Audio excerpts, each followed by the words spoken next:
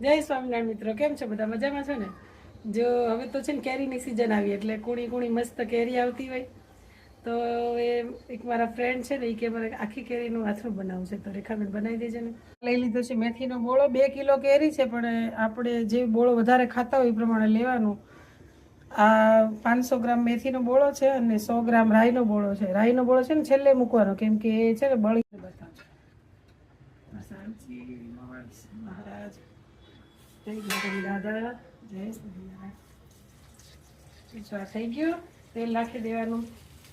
મસ્ત જો મસ્ત ચડી ગયું ને.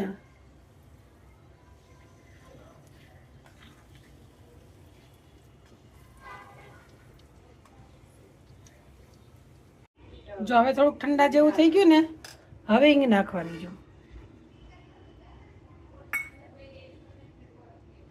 હજી તો એ ગરમ છે.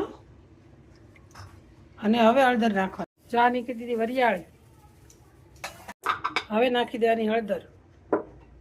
હવે લાલ મરચું નાખી દેવાની. સેજ તેલ ગરમ હોય ને ત્યારે નાખી દેવાનું, એટલે મસ્ત કલર અને બોળામાં બધા મસાલા બેસી જાય, મસ્ત સ્વાદ સારો આવે. જો મિત્રો, આ કેરી આપણી તૈયાર થઈ ગઈ છે, કમ્પ્લીટ પીળી થઈ ગઈ છે, પણ આમાંથી સેજ પાણી દેખાય છે. જો હજી પાણી દેખાય છે ને, આ પાણી ન દેખાવું જોઈએ. જો આપણો બોળ થઈ ગયો છે રેડી, અને આપણે સાંજે ભરશું, તમને બતાવશું ભરીને અને બરડીમાં પેક કરી તો તમને બતાવશું ને આખું વર્ષ મસ્ત. હેલો ફ્રેન્ડ્સ, જો આપણો કેરી તૈયાર થઈ ગઈ છે. જો છે હવે પાણી નથી નીકળતું. જો પાણી નીકળવું ન જોઈએ. હવે ભરી દેવાની આવે.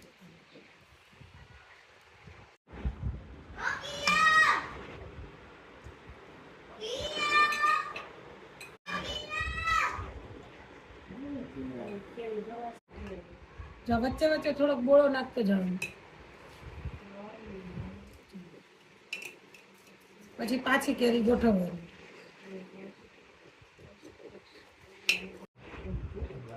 એના કરી ભરવાની એક રીત નાખો.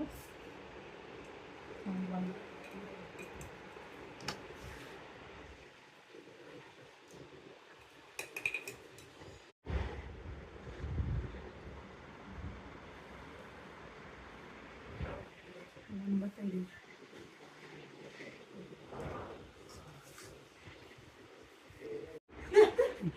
આ આપણું રેડી છે ડાબડા કેરીનું અથાણું. એટલે આમ કહેવાય તો આખી કેરીનું અથાણું બનાવજો એકવાર. જે ન બનાવતા હોય ને ચોક્કસ એકવાર બનાવજો. અને આજે પછી કોમેન્ટ બોક્સમાં